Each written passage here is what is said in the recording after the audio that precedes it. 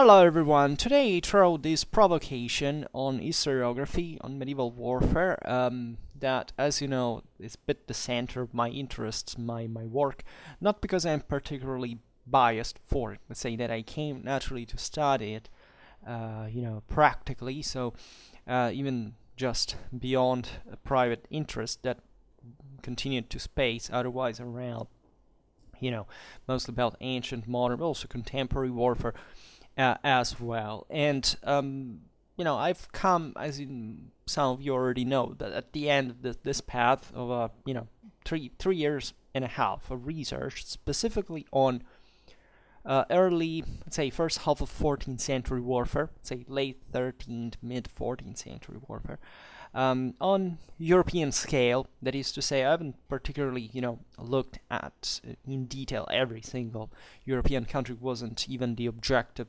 of the work. It's actually a comparison between a specific region in deep detail, right? And macroscopically with a couple of others, in order to that, naturally there is a meaning that at some point I will explain why this comparison, what this was about. Actually, I hinted at it in some video. Actually, some of them should be updated because I was still making them before I ended this research, and new stuff, came out, and I should fix at least some detail. And broadly speaking, I got the impression that is confirmed a bit by the broader lack of interest towards medieval warfare, and actually even the lack of surprise of other, say, non-military historians about simply know what historiography publishes at this point, and is orientated towards, about the fact that in fact we may have missed a great part of especially medieval warfare comparative capacity, and consequently of actual perspective, dimensioning, proportioning, whatever you want to call it, like, on the military developments of the continent, even in a period that, as you understand, we're talking about late Middle Ages, right, or at least late. We are actually, that period is crucial because in the mid 14th century there is the big crisis. The late 13th is basically the peak and the beginning of the crisis of the stagnation of the great boom of medieval civilization that had started from some century at that point. So not every period is the same, and today's video is based, in fact, exactly on the latter concept. That is to say, it's not easy to even unidimensionally say, okay, well, we don't know enough still about the Middle Ages, but the question is, how much do we actually know, right? I throw this question out there. First of all, I have no idea how many of you are actual historians and or military historians, or have been specializing in medieval warfare or in others, right? So I naturally make my videos in part on the base of such perceptions. Some of you are, obviously, probably most of you are not, but this doesn't mean much. As I told you many times, it's not having a degree that really makes the difference, right? The degree is just like a container, it's like a frame. Yes, it can help to order ideas, etc., and develop certain practice, and yes, that does make the difference at many levels, but it's not by itself enough, right? Especially when we step into a topic such as military history proper, and especially the history of military art, since this is a branch of discipline that, as I was just saying, is first of all not very popular.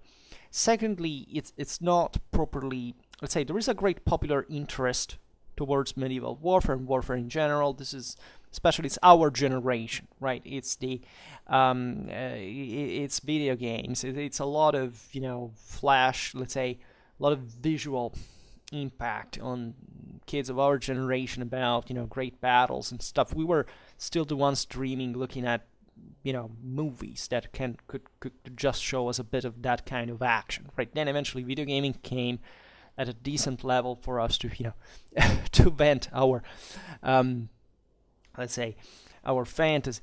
But there was and this is very interesting. I don't know any study at this point on this phenomenon, but objectively, to somebody who, even just uses the internet, I wouldn't say just because I know I make these videos, and this is mostly based on military history, medieval warfare, ancient warfare, but it's pretty evident that there's all a culture that has been massively influenced by those things. And probably the most interesting, albeit but also disturbing thing, is that there is probably an inflation of this stuff. That is, kids that literally didn't grow up with paper and pencil like us yet. We're pretty much, speaking for me, much borderline. But they're projected in a world where kind of all their fantasy is satisfied there from a visual point of view, from a sensorial, let's say, point of view almost, right? And therefore, it's not strange for them to look at cinematic things about thousands of soldiers clashing against each other, of course, without any technical, military, historical refinement, just for the sake of the spectacle, right? This is something that, in my opinion, is happening everywhere in every form of entertainment. I don't know about you, but when I was a kid, there were kind of Disney movies, especially the older ones, were even pretty dark. They told you pretty harsh stuff in a sense, I think modern kids movies, just these people are becoming adults with a mindset that doesn't boost their critical capacity, that offers them a picture of a total mess with no. Okay, it's fine not to have a strict categorization, but also there is no. It's just pure entertainment, like movement after the other, without time for thinking, without time for actually reflecting, right? And this is killing, in my opinion, creativity, intelligence, and is flattening everything at an awful level. And of course, new generations do not know much about what was before, probably less than before, because before, you see, there was a much greater generational talk about these things, about values in general. So you could say that, of course, especially during the 20th century, was a big deal transformation, but still there were some common values that were, passed down, and you could more or less orientate yourself on. I think I'm still part of that as a 20th century person myself, but let's say we are opening the world to kind of a flattening in critical perspective that I don't find to be very, of course, very, pleasant for even a future historiographical development. You wonder why I took this tangent here, because I believe that mindset here is the key of the question. Because you would say, but how could we miss anything like in medieval warfare from the standpoint of actual knowledge, right? Because you presume rightly that most stuff is easily accessible. Talking about sources, documents, etc., is relatively easily accessible. That even, when we're talking about manuscripts, deeper sources, maybe a little bit, unpublished stuff, yes, it's more complicated, but generally speaking, we know pretty well what happened in the Middle Ages, right? Well, this is a tricky question to answer, especially because I don't believe that, right? There is, first of all, a problem that is still connected to the fact that we think of ancient history as in dramatically different mental conceptual categories than we do for the Middle Ages. Most people, me included, by bias, but not because I rationalizing it. I think we conceive the ancient world as something more unitary, fluid, shiny, functional. Then the Middle Ages, basically a kind of a fragmented mess where there was no order, no rule, no standard, and everything was slowing, just recovering from this dramatic end of the ancient world. This is no historical perspective from a scientific standpoint. Nobody believes in these things anymore, historiographically speaking. There is some truth to it that sometimes, because, as it always happens where there is an excess, then somebody comes and manages to shift everything from the other side, but goes to the opposite excess. There is something in the middle that is true, and this double threat perspective should always be, in my opinion, the sap of a an intelligent historical inquiry that is realizing that we don't have to be just iconoclasts, but we don't even just to be dogmatic. There is always a difference we make as individuals in writing, in making history proper. So it's up to us, and that's what history calls us to do, right? When you write an article, a thesis, etc., you are actually making a history that is, is eventually going to be for someone else to base themselves on, right? And this perspective, as you understand, even easily, is everything in history, right? Historiography is notoriously something that, from one standpoint, definitely improved from an objective standpoint. I mean, today we have the best historiography we ever had, but at the same time, historiography changes, right? It's not even meant to change just for the better. I mean, tendentially we do. But I think that along this path, we have forgotten a very important perspective, that is the comparative one, right? The idea that especially military history and the history of military art is somewhat mandatory, even most military historians, so-called military historians today, were really not by formation, by education, tend to forget is that there is no such thing like any kind of military historical expertise without having a comprehensive history of warfare in the history of the whole history of mankind, let's say. Why is this comparative? This is important for all history, telling the truth. But this comparative, let's say, perspective is fundamental because, after all, war in all its complexity is done in ways that are relatively, easily comparable, right?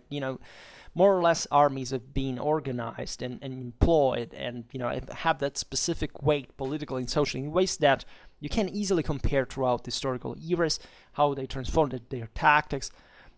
Mostly how they were employed strategically is a bit more of a difficult thing to do, a bit more of a challenging one, because surprise, and this serves to today's speech, it's, let's say, it's more difficult to understand strategy in all its complexity, in the breadth of the scenarios, etc., than it is the tactics is, right? And that's why also modernistic and technologistic prejudices keep existing so much and are so widespread at a popular level, because literally, as we have explained a lot of times, the individual fixates on the idea that war fundamentally is just a sum of so many individuals that do stuff, without, focusing on the fact that individuals per se, practically in war, notoriously don't count anything if not in positions of command, and that what really matters is group dynamics, collective training, discipline, how this system works from the top and moves this so many people.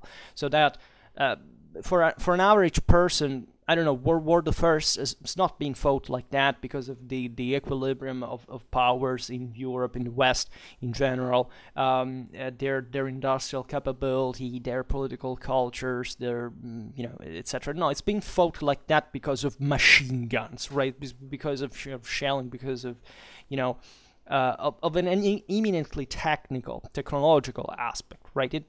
I think 90%, if we think about World War the First today, people believe this genuinely. Like, World War the First is not being fought like that because, of all what stands behind the machine gun, but because of the machine gun. And that tells you how, distant, but, very distant, the, let's say, collective in understanding of history, popular level of history actually is, right? There is a total lack of touch with reality, right? That is displayed by most people, I would say. I often talk to people who say even things like, this is pretty typical, that the more you go from Central Europe to Eastern Europe, I don't want to study history because history is so ugly, there were so many wars, so it's better to concentrate on the present.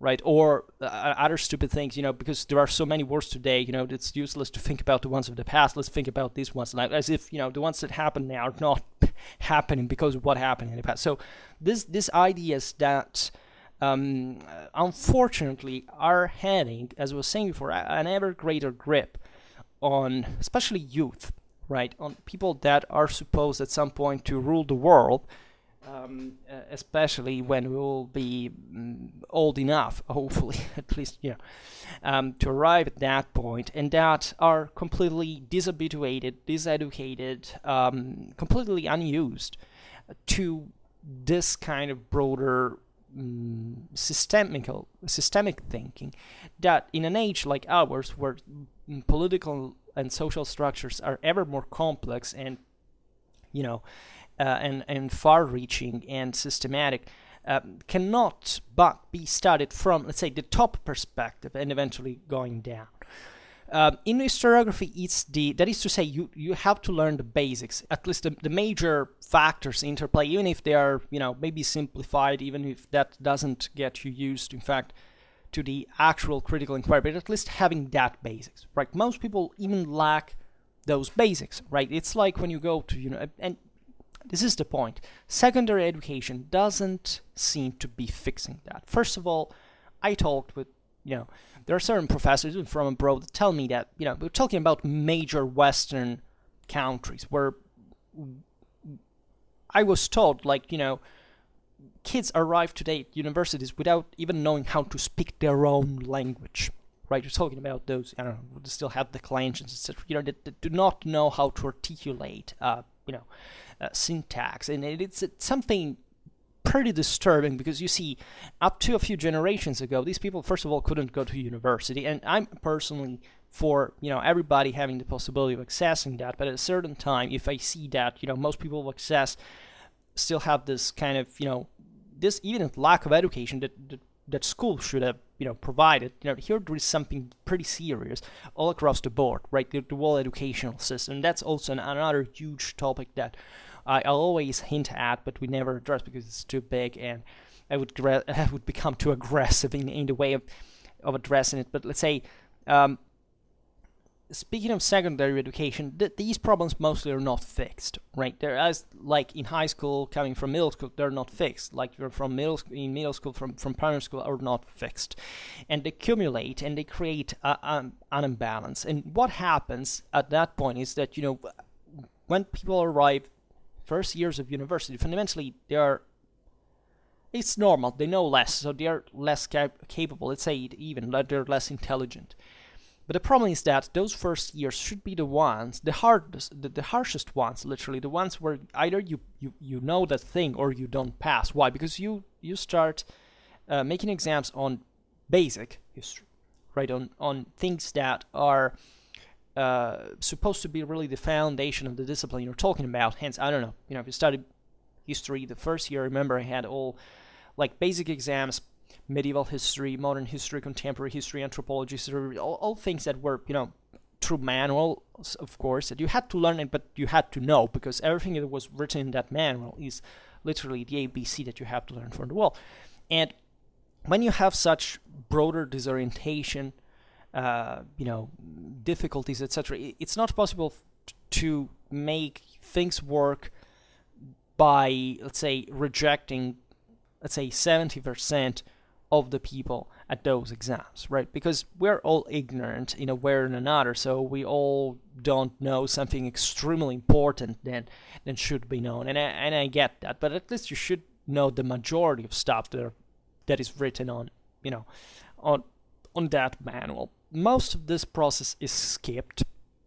It's skipped, and starting immediately from the following years, students are mostly acquainted to sectorial topics that are important, because maybe some are bored. I remember I was bored too, because they're very thematic in nature, and then they are mostly the professor's thing, right? And they should acquaint you to a broader type of specialization, but it's never quite so, because you rarely work on sources proper, or at least you're rarely provided the actual depth of the broader picture. That is to say, you're projected in, I don't know, what were we talking about yesterday? Okay, Longobards history.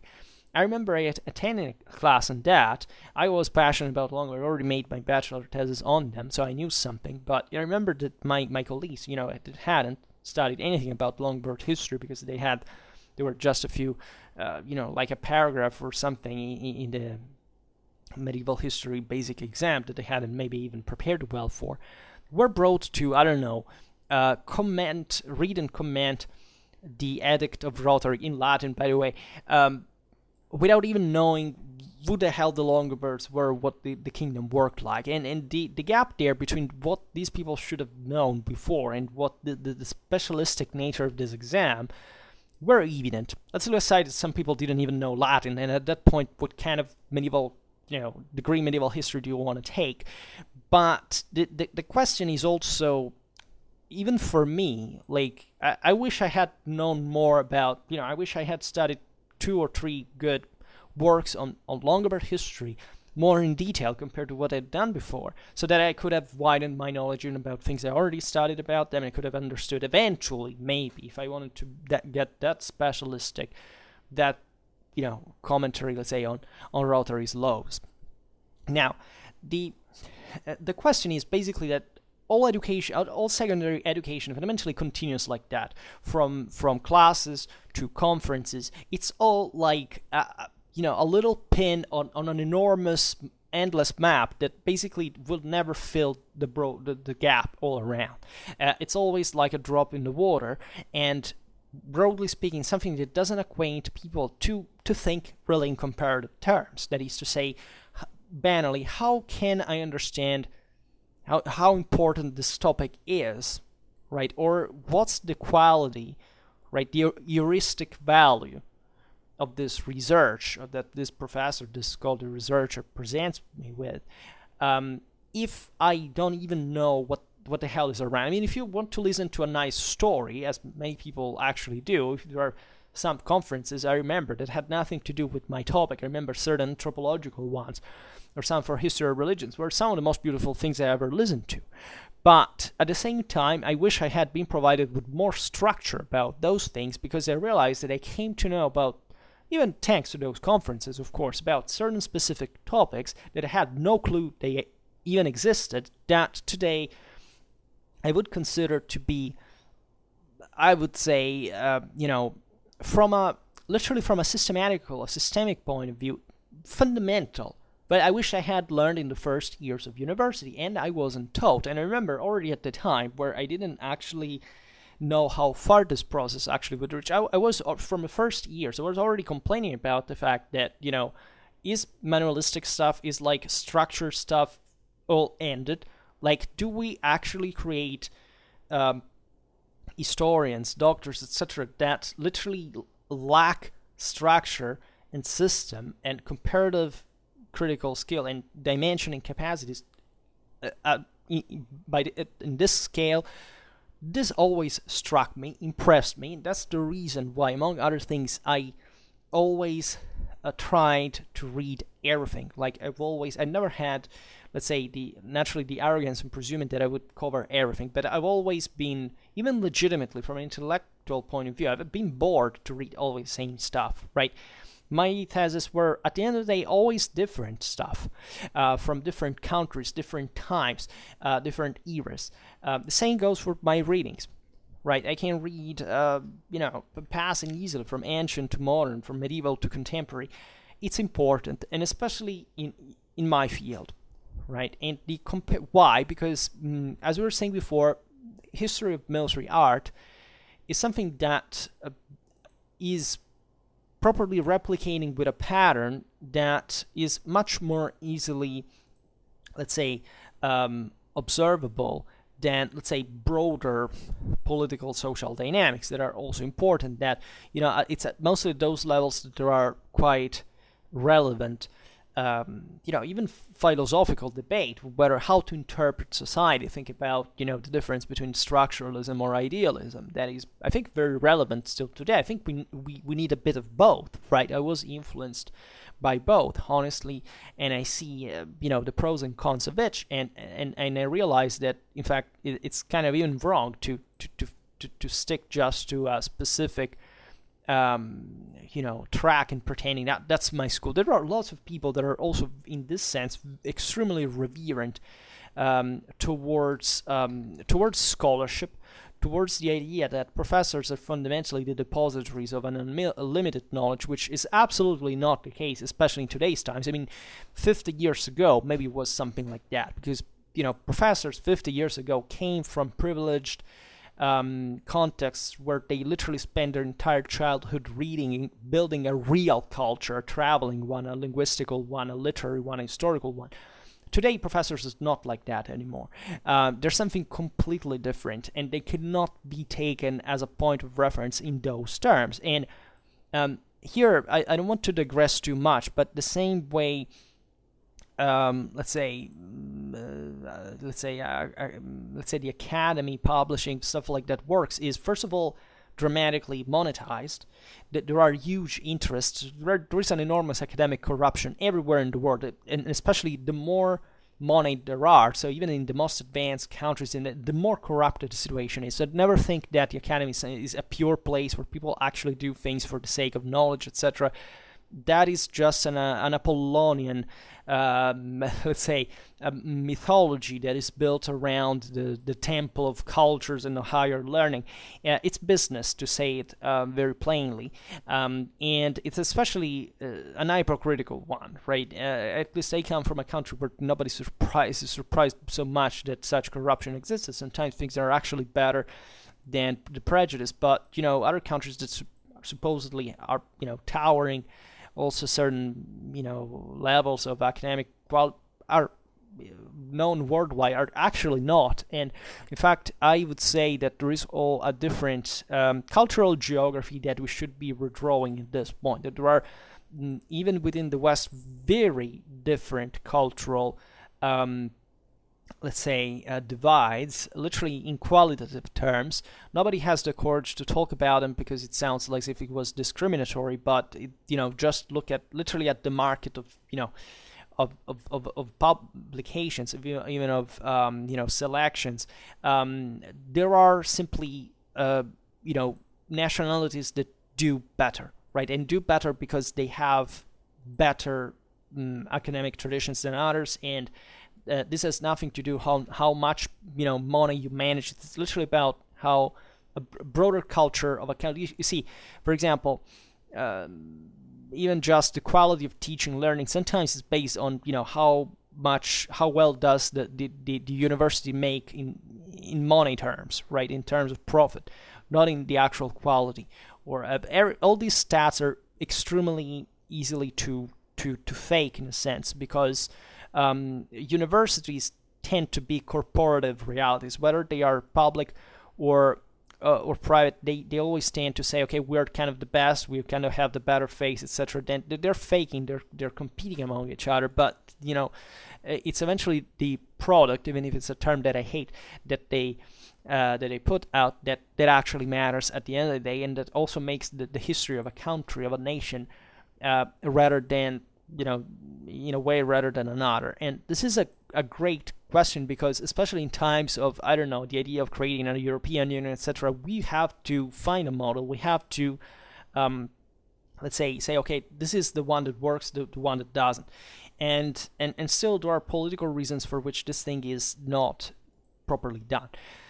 These different academic qualities have definitely an impact in the same quality of historical acquisitions, naturally, because that's what they're based on, and the same ignorance about certain realities or certain gaps in historiographical topics, etc., is reflected by this. Both mostly through in fact the output, the works, the thesis, the research, etc., broadly meant, and the history of medieval warfare in this regard is crippled by lots of different elements. Indeed, the Middle Ages are studied in a very different way, as we were saying before, from, let's say, the ancient world, medieval world. I must say that as a medievalist, I will make a bit of corporatism myself. I presume that normally people who study ancient history or modern history at university today, on average, right, this is valid also for medievalists, etc., do not quite understand well each other. Like, you can't actually hope to go to a modernist and actually understand in Middle Ages for real, right? We have enough problems within the same Middle Ages that are also 1,000 years of history, and with an astonishing amount of documentation that makes us sometimes, within medievalists ourselves, strangers to one another. And it's brutal because, of course, like a 15th century specialist is basically a modernist most of the times, whereas somebody who studies the migration era is studies fundamentally something that is closer to ancient history, even for methods, for amount of evidence, and so on. I've ranged a little bit between these extremes because I passed from basically the 6th, 8th century to the 13th and eventually the 14th. So I've seen something, and I recognize that I have still some gaps. I miss a great part, for example, high medieval sources, in a sense, right? I do study them. I mean, I have enough. I have more than 10,000 history books. They're mostly about military history. So if I need to know something, I can check that easily, and that's also how I make videos here, by the way. But still, as I was saying before, there is a huge difference between, just cherry picking for the occasion and having a structured, massive, granitic, solid understanding of a certain period of a certain time. So what happens with medieval warfare is that there are different phases. There are different, let's say, different eras that we study in different ways. And I came to specialize in, as we were saying before, in late 13th and first half 14th century warfare. That, as we were saying before, is a very controversial time in history that nobody has quite studied, let's say, at a satisfactory level, in my opinion, especially in certain regions of Europe that were also the most dynamic, telling the truth. And there is a great also national divide. That is, people do not actually know even very well foreign historiographies. It seems historiographies are a bit narcissistic, like they fall in love with themselves, so they become self-referential. They presume their country is like either the most important thing ever, and or the unique thing that is worth being studied, and or the only thing that others are supposed to know about. And they basically enclose themselves in their ivory towers. Right? The saying goes, for every scholar, most of the time, there is this tendency to hyper-specialization that basically closes any boundary between a kind of a, comparative, analogical approach to military history. That, in this time, as in a pre-industrial society, we're talking 14th century Europe, was dramatically homogeneous, right? And that is also easy to study in that sense, because albeit sources start to be more, even excessive in quantity by the 14th century for, thorough analysis, are still, easy to read in that comprehensive fashion, right? There is, I don't know whether I have such good capacity of abstraction. I remember one of my professors often said, and she was supposed to have read basically almost everything from medieval history sources, those, people of those previous generations, so we're one of a kind in a sense, and that, or at this point, we're actually also a bit too young, compared to the demigods that lived before them, that were their actual professors. They said, the golden golden medium is the 13th century. The 13th century is the moment where there are enough sources to say something consistent, but also not too many to make actually a point, a limited point. And objectively, it is true. Also, she wasn't a military historian, because I basically never known many of them, at least. But this naturally reflects politically, socially, also in the military, right? Mostly, about already from, say before, let's say 12th century history and 12th century, yes, military history, and before, we don't know so much, right? We're talking about really primitive times, about which we mostly have scattered stories about stuff that happened, and we don't have many technicalities.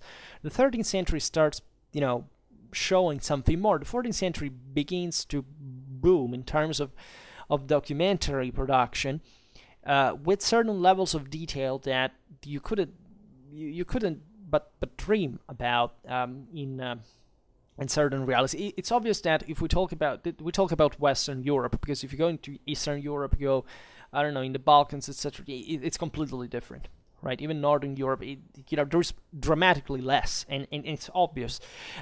Southwestern Europe was the most, the richest, the most populated, the most advanced, the most, let's say, the productive area of Europe, and there was naturally in this sense, even this comparative realization, for example, I'm sure triggers somebody, because when we talk about Middle Ages, sometimes we think that literally most people approach the Middle Ages from a national standpoint, right? It's rare to find. I mean, I know many medievalists that objectively fell in love with another country and even moved there and studied. For example, my co-tutor. The same the thing is my nationality of adoption, let's say, but objectively most students, most researchers that begin to learn about medieval history, they tendentially remain in their own national boundary, right? With ancient world, it's not possible, because first of all, basically from Hellenistic times, we mostly know history just because the Greeks and the Romans that told us about that, because the others simply didn't tell us, and so we are obliged to have that kind of more synthesis and also more abstract already, in a sense, because there are less sources overall mentality that changes the whole deal how we approach that history. For medieval history, it's completely different. There are simply more sources, and especially there is more particularism, of course.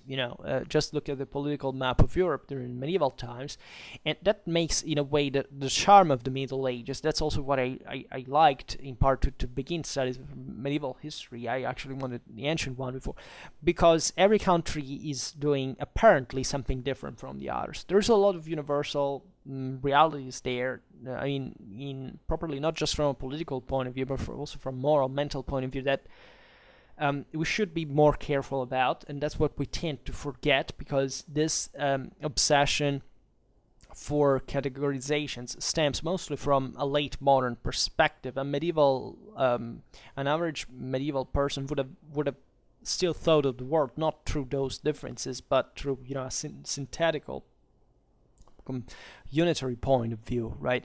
In spite of the differences that existed, but this, for example, existed also in the ancient world, and that's something that we also tend not to stress too much, also for political, ideological reasons, right? For most scholars today, the ancient world is just the koine, the pure, blending, multicultural reality, where multicultural reality, yes, because they were many different cultures there, and they weren't so blended, actually, not in the elites that actually showed that displayed that more, and surely also for even in their ideal political reasons, universal reasons that existed, but still there was a diversity also in there that we kind of have forgotten, whereas for the Middle Ages we have exasperated it, right? So that's also why the Middle Ages is such fertile soil for ethno-nationalistic standpoints, because most medieval history has been studied from those standpoints, starting from the 19th century, in a nationalistic mindset, and this has created one of those civilization damages that are probably one of the most difficult to recover in absolute terms, and that still, in fact, is probably also now that I think about it, probably greatest part of the reason why we messed up so badly even the study of military history at this point. You know why? Because naturally, after World War II, medieval warfare has been stopped scholars stopped to study it from the political military point of view, the idealistic, if you want, the perspective.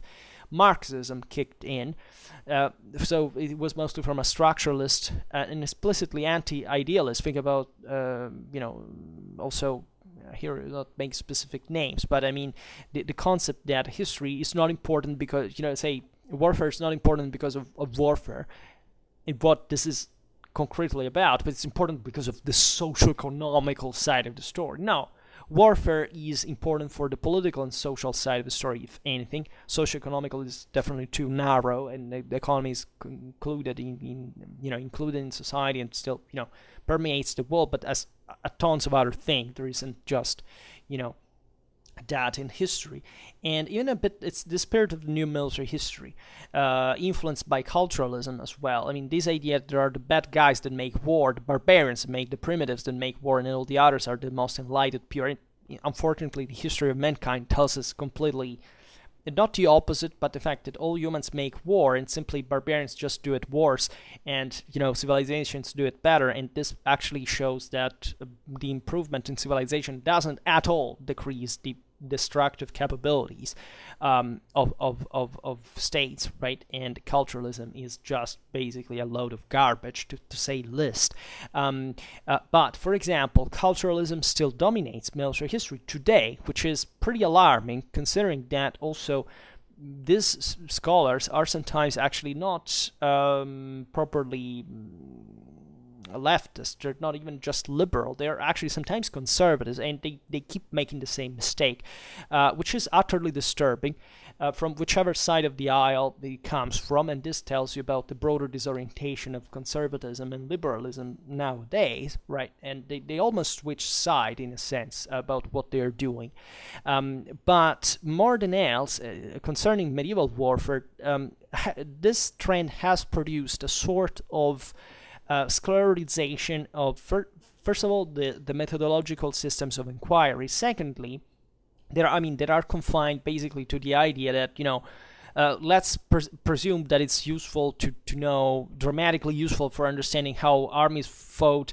How much was a squire paid instead than a valet or something like that. Which is interesting. For example, we study it all the time when we comment on Contamine, right? But it's also, Contamine is unknowingly a book where, La Guerre au Moyen Âge, that doesn't basically tell you anything about the art of war properly meant, right? It's just a list of data that it's not even properly connected. It's useful to source certain stuff, to know where to start with certain approaches, but it's basically one of the best exemplifications, one of the most important works written in this later still, even if the work is old now in a way, surely, but it's still part of that trend that still exists right now. Secondly, it has naturally confined the boundaries of the same inquiry. That is to say, I don't care about studying what in the first place, like 14th century warfare was about, maybe all over Europe or in the Mediterranean, etc. No, I care only about what happened in this kingdom, in this Dutch, in this place, and, remaining basically all your life studying that, not giving a damn about other places, if not by saying that you have read a manual because that's scholarly and therefore that's all you're supposed to know in order to be effective and capable. That's also a pretty narrow thing. I know a lot of scholars that basically believe that you can basically say things just because somebody has written them, that is your personal synthesis critical skill that does not exist, right? That is, you may have a different idea, which is literally the sap of academic curiosity, inquire, scientific, broadening, but that doesn't matter, because as long as it's not written in a book, or you can't reference in a more structured way, that is, I actually show you, a couple of sources to tell you what I'm telling in a, obviously in a systematic sense, not just the first ones you meet with, but let's say, since that is not written in a book that is signed by the prestigious scholar, it's not famous, or I should not know that.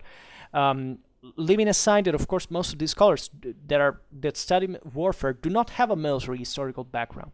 They have studied normal, medieval history. At a certain point, they began to look at kind of something that revolves around war, but once again, they've not studied what the only possible thing that makes you actually understand how medieval armies or any other army in history fought in the first place, that is, campaigns and battles ad nauseam for the entirety of your life and nothing else, right? If not something that naturally, including historiography, of course, it must be integrated to make a point or another, but not starting from those, right?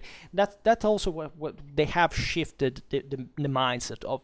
For example, I like very much Verbruggen, right? It was a Belgian historian that wrote an astonishing amount of beautiful stuff in the 50s, etc. That those were men that were, let's say, that's post World War II, but it's still like, he was educated before, so he had pretty much more clear in mind from the older historiography. If you think about Delbrück, Köhler, these, etc. Between the 19th and 20th century, that began properly, studying medieval warfare from a scientific standpoint as a branch in itself, that I worked to look at and say, okay, I recognize myself in this guy. Verbruggen makes beautiful analysis, literally studies just tactics and strategy and how that worked on the field. He doesn't care about how much that something costed or how much this had cultural impact. You have to know what the hell happened from a military point of view, because any army is designed exclusively to kill people, and there is no other way it works in history, right? And that's also one of the culturalist troubles there, that we have invented that there are broader reasons. Like we go Zinga, the game idea. This is no joke. Armies were to fight and to kill, and that's what they did. Let's say not occasionally, but repeatedly, right? I presume there are military historians that do not even study that. Maybe they can make a book about a battle, but they've never studied, for example, the plethora of clashes that happened. We're talking about hundreds of that made actually the bulk quantitatively of the actual combats that took place in parallel to the battles. That it's how also all the broader strategy, the practice of warfare, the daily reality of warfare was about, that you can connect to politics and how the military instrument was used in Clausewitzian terms, and that's the only possible thing that can tell you also in turn something about politics and society. Nobody studies von Clausewitz, therefore these people do not even know what the hell I'm talking about, because and that's also what, unfortunately, you see, you can't dodge on these. Von Clausewitz, either you studied it or you didn't, and that's something that takes a lot of time. So it's obvious that given that narcissism we were talking about before, the idea that there's a scholarly capacity, then eventually, it's just because it's at the top of a hierarchy, it's fine, but it's not the end. The whole thing, right? If you are a bachelor degree student, that's your point of reference. It should be, and you should pretty damn listen to them, because you're an ignorant, you don't know anything. But if you arrive at more or less at that level and you start looking at what they do, and you realize there are big holes, fundamentally big gaps in their knowledge, that is a functional knowledge, it's a methodological knowledge, it's literally a strategic culture properly meant. The question is, can't you even suspect there is something wrong there? So to get to the point, what actually happened, in my opinion, in medieval warfare, the way it's written, aside from the enormous amount of, let's say it simply, most historiography actually writes rubbish, right? There can be a good work written in a pleasant way that you can read, but let's say, for example, just yesterday, I don't say the name of the book because I was, I don't want to be so, but it was a book about an army during the 30 Years' War. You expect that, there is a bit of an evidential history. They used to say, let's see how this army performed. It was written everything about these armies, the life of its commanders, how much, who were the draftees, how they were equipped, ideally what tactical systems we think they had, but just using treatises that is, not reality at the end of the day, the cost of the army, etc. Was there anything about how this army was actually employed in those years, and to study structurally, systematically, the tactical and strategical capability of these armies? Zero. That is to say, you have this book. I get it for free, by the way, so I can't complain. But somebody even pays for this stuff, and you actually get, you want to know the ABC of literally what happened. We're talking about military history. You have to tell me what the hell, how this was this army employed, what it did, how it performed. Zero, right? So that's just a structuralist view at the end of the day of warfare. It doesn't make you grow. It's just a list. By the way, most armies at the time functioned in the same identical way, because once again, these people presume that they're making the book about that specific nation, that specific country. So it's cool because it's that country, right? Wink, wink, ethno-nationalists. Then you realize they basically fought all the same way in Western Europe. That book doesn't quite add much to it. What have you personally learned in terms of art of warfare? Zero. But you pretend that you're expert about, maybe that army or that country because you've read that book. You know nothing about warfare if you read that book. But literally nothing. And what amazes me in this regard is that, how much this historiography is capable of replicating itself. There has been, in my opinion, actually a flourishing of these publications. That is, let's say, an average spoiled person like me that wants to write a book about that army. That even is fine. It's a nice exercise. Surely that information helps a certain level. But that, makes that thing, ends it there, makes it maybe commercial, but it's just, I don't know, $20 to buy because it's also, has the value that it has. It doesn't basically add truly anything to what we already knew about those armies. Uses a methodology that is fundamentally based on just making a couple of examples, random examples from the infinite. I mean, the pretty large ones at that point, modern age, that there are. Therefore, it completely jumps the idea that there is a system or a structure in there in a perspective sense. It is to say that, the examples that you made are actually representative of the whole, or is there a trend and inquiry that you can make even in interest of time, chronologically speaking, and also with a bit of comparison with other armies? No, who cares? Because that's the intelligent work, right? It's too difficult to do. That's the only thing that could actually improve our knowledge about military art. No, because once again, it's too difficult. So the question is, what have you added to our civilization? I mean, in actual qualitative terms, what do you think that people will acquire by reading your book? If not just a wargamistic, anecdotal, astructural, unintelligent view of the thing. This is what history gets down to. And then when you actually look at the whole landscape of these publications, you realize that there are all these independent works that basically have nothing to do with each other. They don't look at a broader perspective. They don't care, right? There is evidently an economical interest from one side. From the other, you see, well, okay, some amusement, some passion. Goodness sake, it's fine. The more history published, the better it is. But the question is, did we actually improve, right? That this stuff maybe one day will serve for somebody to make further research. That's the value of history. That's why it's good, that everything is published. The more it's published, the better. No book goes wasted. I'm sure that one day I will reopen that book to check a datum that I need. But once again, that won't solve any broader knowledge of mine.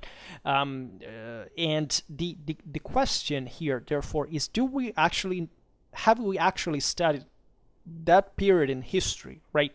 There is a divide between a manualistic view of that period. We're talking about, okay, in that case, it can be the 30 Years' War. This fits completely also with the Middle Age. I mean, it's basically the same thing that you can study in school, even maybe sometimes in a more organic, way that, eventually, orderly, clearly, etc., with all the various phases of the war, the generals, the commanders, the battles. Okay. Then you have this multitude of books. Then, of course, there is some genius that pops out every once in a while and writes something decent, right? But that's exactly why he stands out, right? Because it's something different. And in the middle, there's broad, enormous vacuum of unconnected, that is to say, what's the substance of this whole conflict and the various wars, and what can we learn from it, what can profit from, right? There will be some historian of political culture that will explain you what changed during the war, in the 30 Years' War, but it's mostly about, properly the consequences of the 30 Years' War, because they're more easily outlinable from a political, juridical, diplomatic point of view. philosophical, literary, right? But it will be a potpourri of stuff, right? It won't actually tell you what's the broader connection that existing between the military element there and, I don't know, the political, the social one in a comprehensive synthesis, right? You will find the expert in socio-economical stuff that will tell you how depopulated a certain area of Germany will have been after it was raided by the Swedes, I don't know, by the Spanish. The question there is, yeah, okay, but then what, right? How do you you are a specialist in that sense in social history, but how do you reconnect with the political one? How do you actually reconnect with the military one? You're just saying it that in your own sphere there is this datum. Yes, okay, but somebody has to take it and make it a broader criticism of it, right? Historians do that. Historians are meant to take all the stuff from the broader specialists and to put it together and to express it, a criticism and a judgment. Where is this? Do we do it? Do we teach our youth to make a synthesis? That is the best thing that our brain does, that no calculator can do, right? Analysis can be done easily. And that's also why also the worst stuff ever is like those joint researches, like with 20 researchers that just put data on a computer and trying to make graphs on how, socio-political stuff happen, as if history could be done in that way, right? It's the Soviet method, I would say, better a Marxist, but not even, I would say it's something absurd, right? It's not history, it's just playing video games, let's be honest. Where's the intelligence of that, right? Letting everything be done by a machine. Let a machine gather the data, then you have to judge as a freaking human being, right? This is a diminishing. Also, truly, it's diminishing for human intelligence. I'm not saying that it's real, right? We have been obsessed, even here, since the time of positivism, with the idea that at some point a machine will come and will solve our lives. This will never happen. That can make it, can solve certain problems, but we are the ones that eventually have to take over and say, well, what the hell do we have to do now? And judge and decide. We are the ones who created machines for a specific purpose. They can't solve problems for the broader human existential problems for us and what we have to do. We have to get used to get back and say, what do we do? What is that we have to follow to make that next step, right? We can't just put patches and not having a vision what will happen in the future, because that will kill our brain. That will just make us more dependent on technology and nothing else. And if you don't know how technology works and you don't have an intelligent idea of what concretely innovation works like, there will be a disaster, because technology doesn't foresee what will concretely happen, and your mind is designed evolutionistically speaking to actually find solutions, even in advance, to predict them, because we live in an undetermined world. Surprise, surprise. So even the best calculator, will not be reliable, and the greater it is, and the more you will entrust to it, the greater the disasters can happen. Speaking of medieval warfare, what I came across, my research, is exactly in part this as a consequence of the problem. Basically, there have been certain battles that have been historiographically pumped, right, because of mostly national reasons, of a symbolical importance and broader, relevance in I would say a teleological, even almost deterministic view of history and development of societies and polities and even military systems. So that battle, even just banally not being a dramatically important one, even just by size, by number, right, or even even caring to see if somebody else was doing something similar, for example, became a myth, right, and as such it was celebrated. Right, either because, maybe the modern country became a champion in that specific idea, I don't know, or the reason why they were fighting that battle for, or because the defeated was, an eminent figure that had created a myth, even in there historiographically, on how cool a certain system is. Then you realize that it's just historiographical, talk, that if you actually go in the sources and you try to see what these people were actually commenting these events like, it doesn't seem that these events were, let's say important, because they were, but let's say that they weren't let's say, so isolated from other dynamics that actually were much more imposing and actually were changing more at one level or another of politics, of war, society, that have been fundamentally neglected and that did pass through military history as well. I mean, banally, if you find that there is an army that has achieved that success, and you find another army that, and therefore you praise its military system, and you find out that there were other places in Europe, also pretty famous ones, that were, there were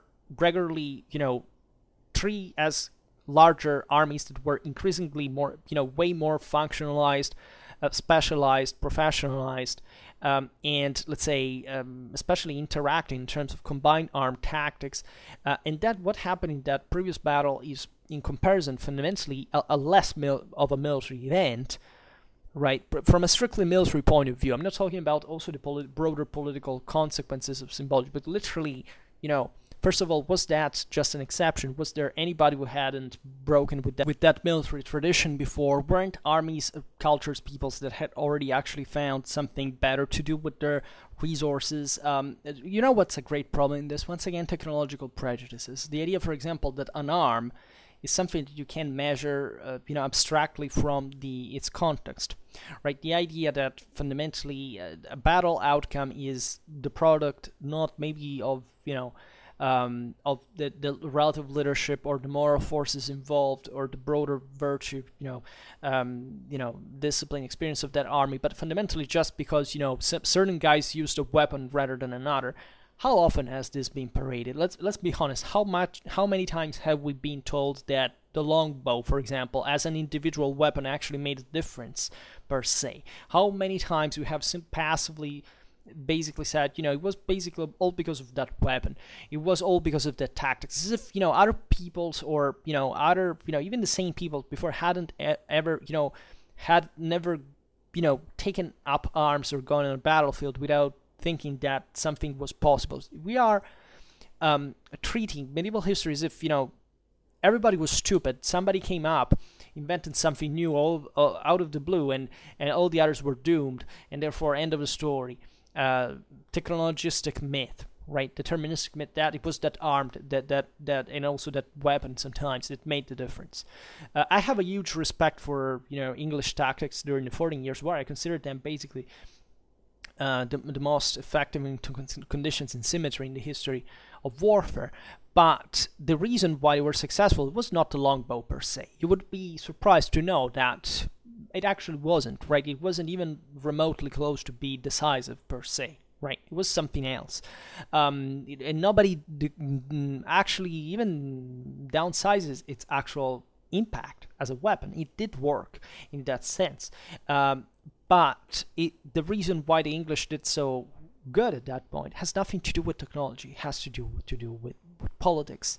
It has to do with the unity of the English kingdom. It has to do with the military genius of men like, Edward III. It has to do with broader motivations. It has to do with specific also strategical and tactical situations. Battles were not won by the foe because, you use a tactic rather than another. Nobody had ever believed that, in a sense. And warfare never functions like this. No army, war is not, even less than other branches of human activity, a deterministic system. There is no such thing like, that formula is valid for all the time winning. And it's hard to make people understand this, especially in front of, evidence such as, for example, the English success during the 100 Years' War, which is also in this regard a way to flatten the actual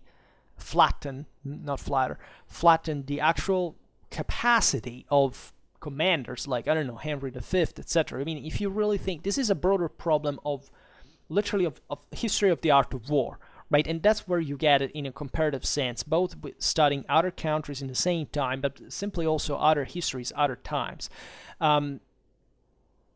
What happened there? That a myth was created, a national myth, right? Like in any country had this kind of myths. Each and every one of them. So it's not pro-English or anti-English. It has nothing to do with that. As I said, I actually like that that part of history very much. But once again, if you don't have much of a comparative idea of why an army is, which you may not actually find the answer for, right? You don't think that you study a battle like the one of Azincourt and you can actually explain why the English won. It doesn't work like that. Not even people who fought in that battle were able to explain how they properly won. Everybody says something slightly different. Everybody in history passes through the actual studying of all those witness that have to be compared with what was happening also in other countries. Is to say, okay, you become an expert on those battles. You study, I don't know, Crécy, Poitiers, Azincourt. Fine. Then, have you ever studied, I don't know, some other battle in France that is not, well, okay, France was mostly engulfed by that too, but let's say in general, like between the Flemish or the Burgundians, let's say, or in Germany, or in Italy, or in Spain, and see what they did as well? First of all, do you have the linguistical competence? First of all, even just to translate, as we were saying before, from original languages, that is to say, can you, I don't know, translate Flemish vernacular? Can you translate Latin? Because if the question is no, at that point we have serious problems with the actual scientific, validity of your work. You cannot translate things just as you wish, right? Pretending that I don't know, to translate Villani's Chronicle and you go by sense and you don't actually know the things. I know, for example, it happened to me. I had to learn a language completely on my own. I knew actually the modern one and studied basically the medieval version of it. But for example, I knew there were problems with the translation and I had to be helped, but at least I made the effort. And you must be curious about what was happening elsewhere. For example, I got particularly interested recently in, and I would like to widen a bit, in the comparison between French and German cavalry during the early 14th century. There are a lot of interesting things to study there, right? And that invest a bit both all, let's say, all European warfare altogether. Study the Italian armies of the early 14th century, right? Most historiography have been obsessed with the Condottieri of the 15th, right? It was a completely different situation. Right, most people don't even know that the largest battles in medieval Europe at that time were in Italy. They were especially concentrated numerically, also in more than relative terms, in the same peninsula. Have you ever studied, I don't know, that by the 11th, the 12th century, Spanish military technology displays a substantial degree of advancement compared even to countries like France and Italy? Has anybody actually gone in detail through this comparative sense? Because you see, you can be expert on Spanish archaeological stuff and say, okay, here we have influences from Persia. Yes, there were. As far from Central Asia, we find certain types of, okay. But have you ever, for example, studied Spanish battles in detail at that time? I didn't, for example, but I would like to. Do you have a comparative scale of like how, from a strategical point of view, for example, what was the output of these countries? Let's say how many resources, troops France fielded or Germany fielded, or what degree of professionalization of arms interaction was, let's say, between an Italian army and an English army. These are things, and when, chronologically speaking, temporally speaking, when is that this tactics appears for the first time? What kind of contacts were there between this country and this other? And you find that by especially that time, the 14th century, that, more or less, there was at least in Western Europe, but also the boundaries were extending, almost pan-European kind of military experience. These noblemen, you could be found them everywhere, from Greece to Lithuania to France. It was something remarkable. Contacts. These are things that you cannot exclude when you study a military system and you say, where did these guys take the idea, for example, of starting to use, like the English did by the 30s of the 14th century, with wings of infantrymen? The Italians used that since 40 years on a regular base, also with the largest armies in Europe, and nobody has ever talked about that, for example. And some of the finest commanders of that kind, thinking about Castracani, was a favorite of Edward I in England at court. So you would think at that point that there is something that we haven't quite pictured in here. That the idea, I don't know, that if you look at the Flemish revolt against the French, you can find plenty of troops coming from everywhere there in Europe, called by the same French. There were Spanish, there were southern, let's say the Occitans, there were Italians, there were the same English participated. I don't know, there some pretty interesting realizations that, as far as I know, and I control the literature and this stuff, nobody has ever taken into consideration. Did you know that the Dampierre, for example, the comital dynasty of Flanders, the same guys that basically led the revolt with Courtrai, with the Flemish revolt, etc., fought, I don't know, they fought with the Angevins, for example, in the crusade against Manfred of Sicily. They held fiefs for the Angevins in southern Italy, in the kingdom of Sicily, and then came back to Flanders to make their revolt against the French. Do you know, I don't know, that the Savoy counts fought regularly both in France, also in Switzerland. They were known by the Flemish, by the of course, they fought in Italy. They fought, let's say, they were acquainted with the English as well. They were depositories of that kind of, let's say, of broader European military experience that were also properly praised for. We're talking even of minor powers, right? Here, even the political balance is everything. There were certain noblemen that weren't maybe that important, but that, for example, invested their whole careers into warfare and were quite appreciated and matured a remarkable experience. What strikes you of these times is how, let's say, open and easily, let's say, acquaintable and positive for different style of tactics, different commanders actually were. That is to say, somebody that fights in in different countries starts using, as long as they step in those countries, the tactics was used by that country that was not used anywhere from where they came, but they still use it perfectly. And you start wondering, wait a second, here there is something. Maybe warfare was not so categorically separated. People knew how they fought all over Europe. Generally speaking, there is also universal knowledge of command that makes you say that maybe even those who are supposedly the greatest exponents of, for example, of chivalric military culture, of knightly warfare, were perfectly capable, for example, of commanding infantrymen. The Dampierre, for example, that is quite eloquent.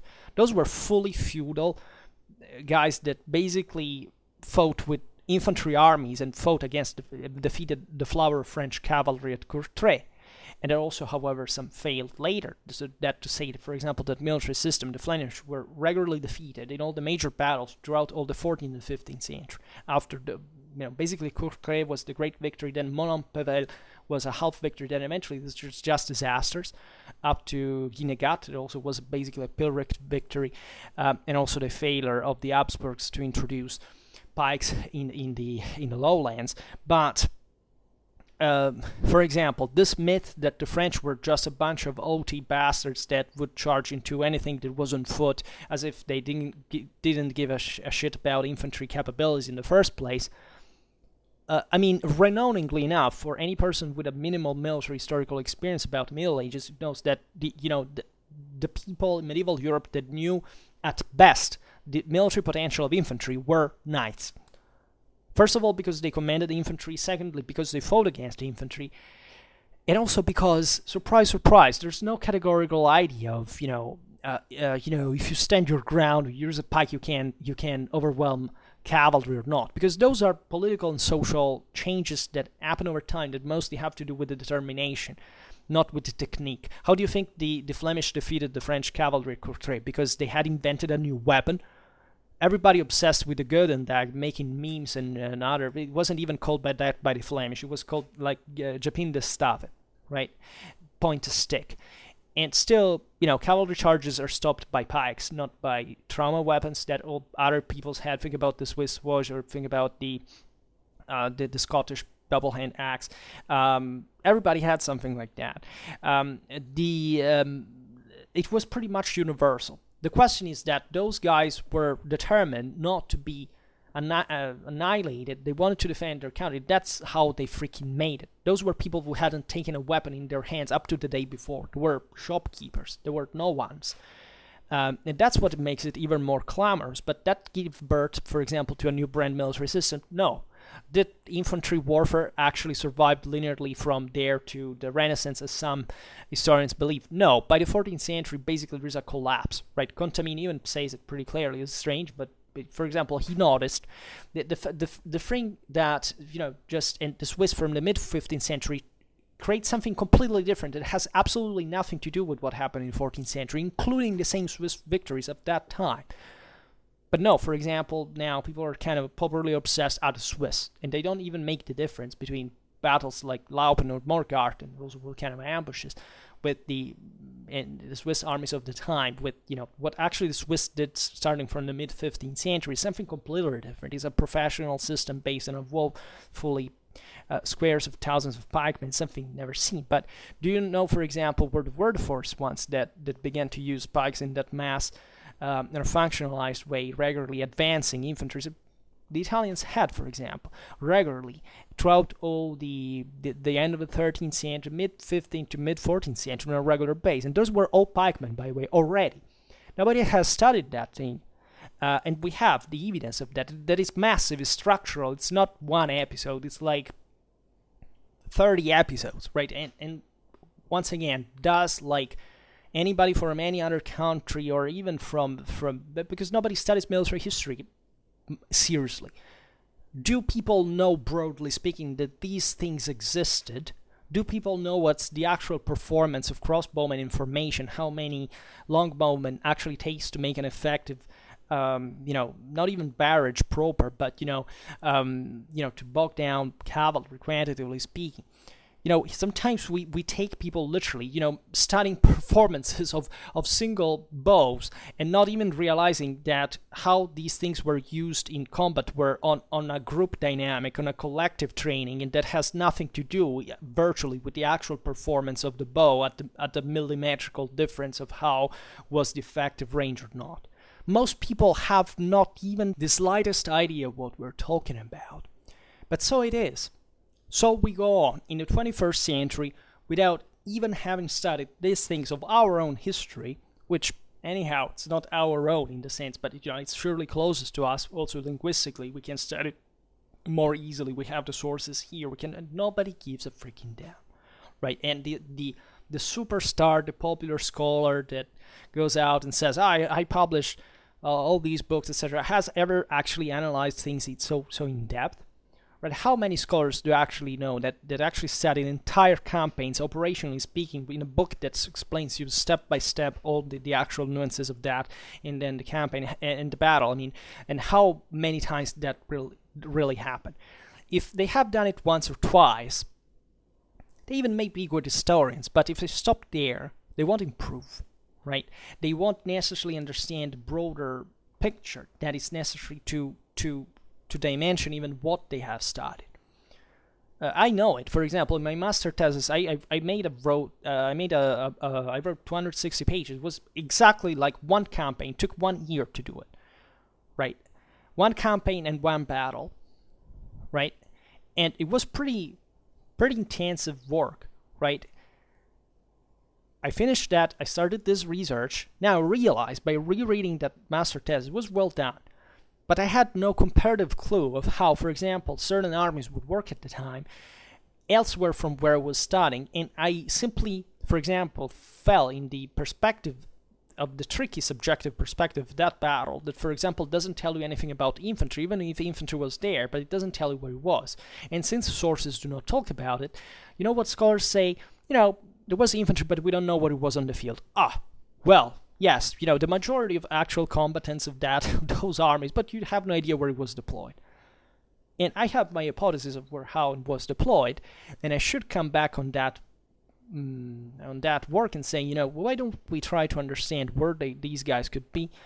That would be important because literally nobody has ever done it, meaning that in the history of European warfare, literally, nobody has ever written something as banal as trying to explain where, for example, infantry on wings began to happen. There are hypotheses, somebody here and there hinted at the problem. Nobody made a comprehensive work about it, in part because naturally we lack the evidence. But for example, lack of evidence means that still at one point something begins and you have to explain that passage. You have to start making hypotheses, you start to bring interest on the topic. You start, saying, well, here something happened, right? Apparently, we have to explain it. We can't simply say, well, okay, we don't know. Okay, we don't know, but by the 14th century, you have enough sources and evidence to make some conjecture. That is, it's not that you don't know because we're talking about ancient warfare about which there is basically nothing but one, biased source of half of a millennium later that just invents the story. You have to base yourself on something else.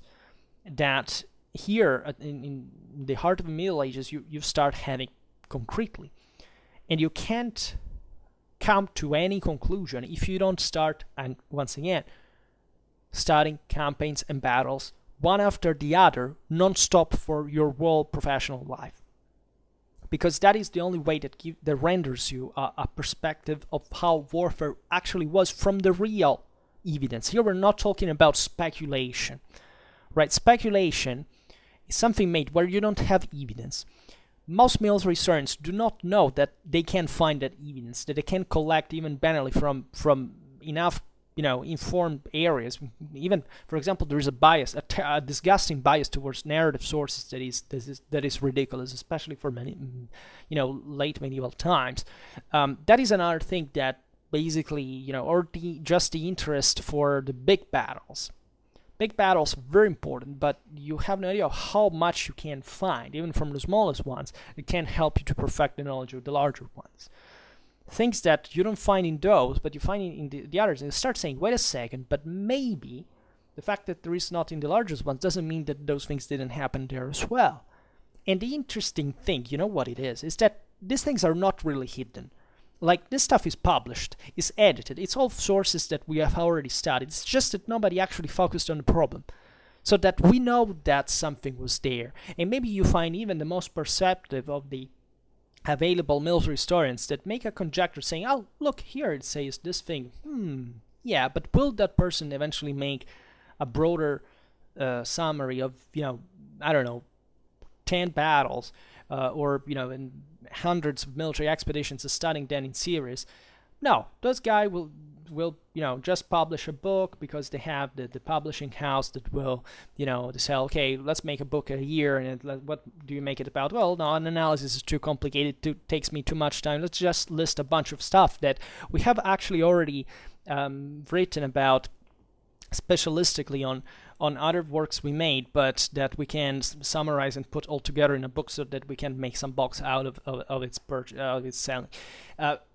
There is no interest, as most things. This just a matter of curiosity, of moral force, of idea of saying, I want to do that research, I want to know, right? And this is why history should be made also just for pure curiosity, because without that, you are just interested in something else. You're not interested in history proper. You're interested in, getting a title, making a living, and that's not history. That's just, ideally you should be just paid for doing stuff for a lifetime.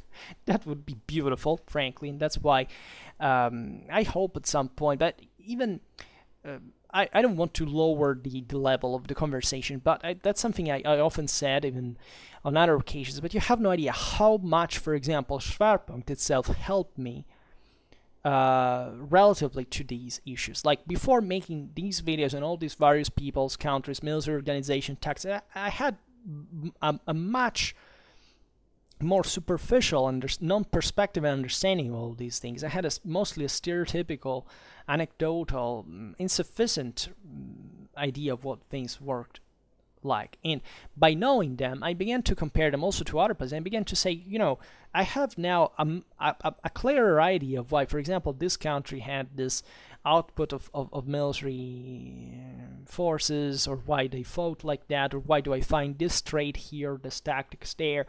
And there are things that, and that's where the comparative system rewards you, that you start understanding that even in the absence of explicit evidence, everything adds up, say, to the possibility that a system was in a certain way, even when it's scarcely documented, because you have certain hints that you have seen somewhere else and that you can easily connect, and maybe you study it archaeologically rather than historically. You start the thing matches, right? It's still dangerous. I mean, reasoning by analogy is always intrinsically dangerous, but this is completely rare to find, right? It's always the specialist that studies that area and comes up with that evidence, and nobody puts it in perspective.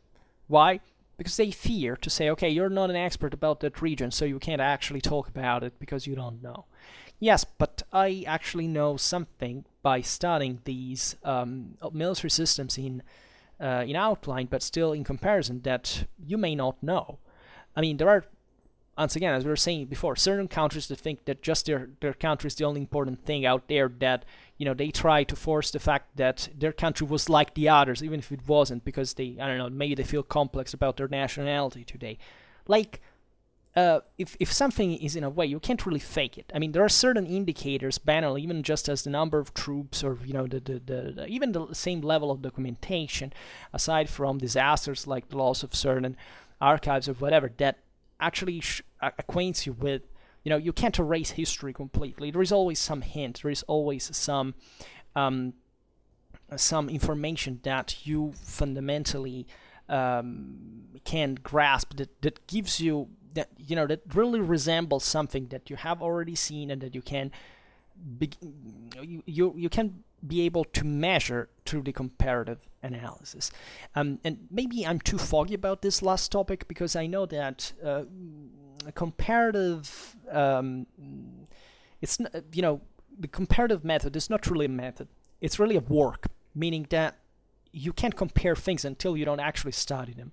So comparisons are working by analogy is risky when you pick something too small to compare, right? This is often done, even actually in certain comparative analysis are done today. Let's pick the case, I don't know, of a military organization of that city, I don't know, in Flanders, and that year, that town, and let's compare it with a French one of, in the south of the question is, first of all, certain things are surely useful in a sense, I give you that, but they're so random sometimes that they're mostly about local history. That's another problem, that it's not just, the history of your own country, but especially about the Middle Ages. Usually in every country there are, every city, every region thinks by itself, says, this is our thing. The academics work like the mob. They say, this is my field, I'm the expert, you can't touch that. If you try to do it, I'll bite you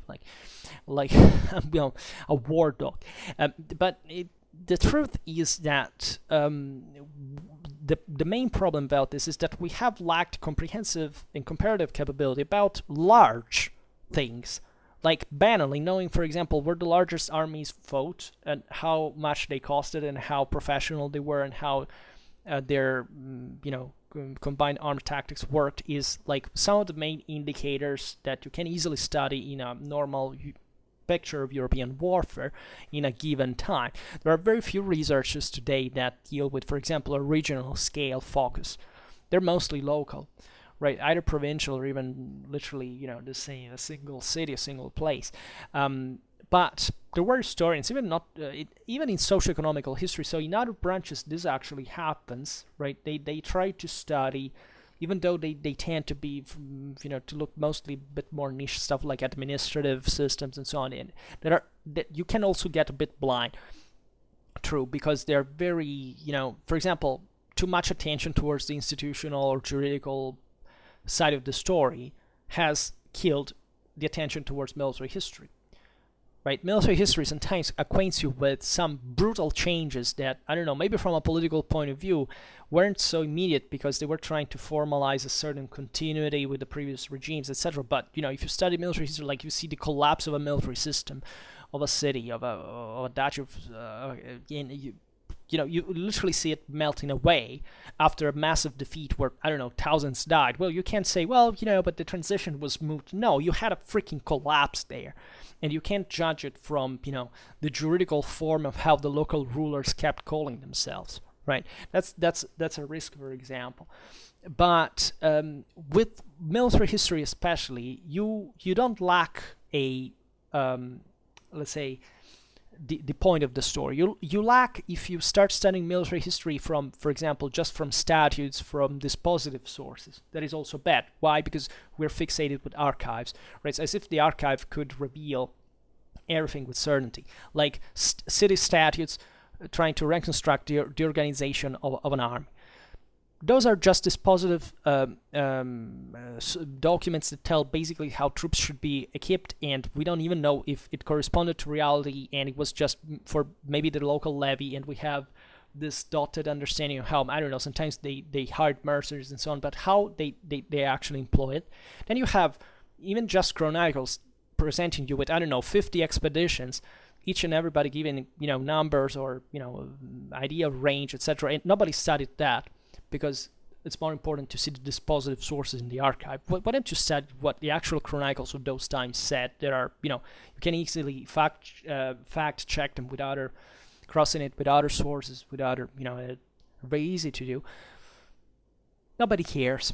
That's not professional. That's not, apparently, because they have no idea and they have no clue. Why? Because those historians mostly have been nurtured through the method of hyper-specialization of just the archive, just that specific focus, and not looking up. But you have another, this reality existed in a broader reality.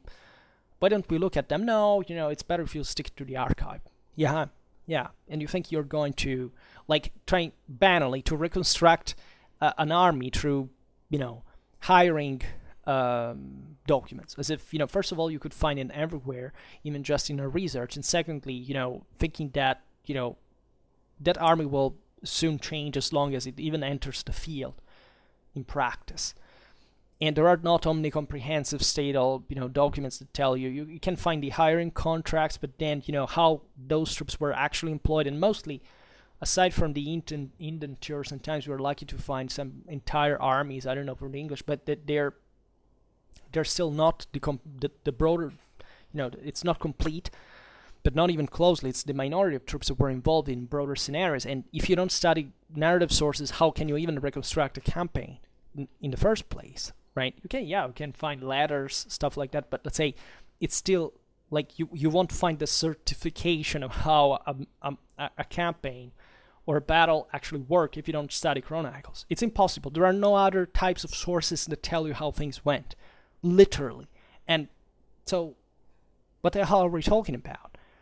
And I could go on because I realized that the problem is deep, really, but nobody talks about these things.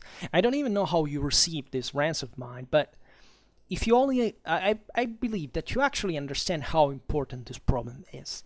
And this is literally on the fore in every scholarly inquiry that you can find around. If you ever wonder, or better wonder, let's say, through YouTube, wondering, where to find actual quality information about hard facts about medieval warfare, know that medieval warfare is made at the top of, research and secondary education like this, like without an actual structured, systematic focus, in that scholarly authorities that most people are too lazy and maybe they don't want to even spend too much to read, do not even sometimes know what they're talking about for real, right? And it's normal in a way. And always beware of those who make disclosure, including myself, meaning that, if I start talking like, I don't know, I have to do tomorrow about Islamic military banners, it's something I've learned just in the last few days. I'm not an expert, but still, it's obvious that the focus of the video is already dramatically in depth for YouTube's historical standards. It's still designed to know that it's not the case, but still it adds something. It adds, maybe I will study about other stuff, and gradually will settle some information that maybe a fellow colleague of mine will never done because never cared even to study this stuff. It's like those people who study, I don't know, just the history of crusades. What's the point, right? From a military point of view, for example, you have to know something else. You have to do something else. It can't be just about that. And obviously, most of the times, at least in that case, it's not about that, but let's say that the focus often remains the crusade, not the fact that these were wars like all others, because there is too much ideological, stigma attached to them. So also the way this goes, it's studied differently from another reality in continental Europe. It's sometimes difficult because, you see, I can't generalize. But in general, it's really like that, right? I can't generalize because not everybody's like that, but tendentially, most are like that. And I hope this helps to get a bit the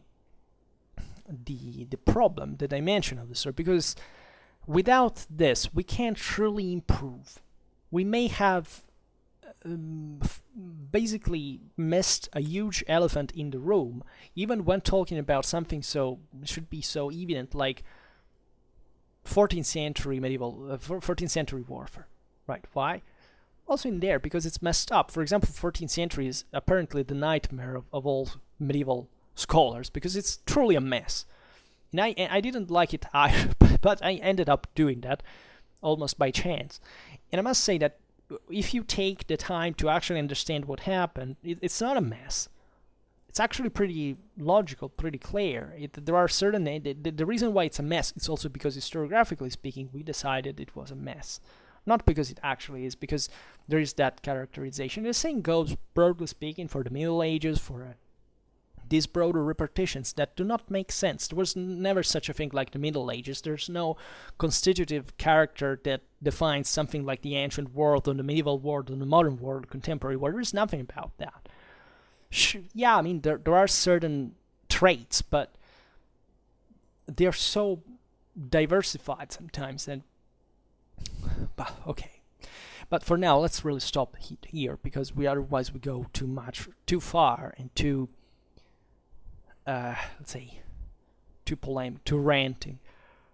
But I really hope that you care about this. Let me look if some of you has something to say about this topic. I'm curious. I'm sure that among these 3,500 subscribers, there is some military historian.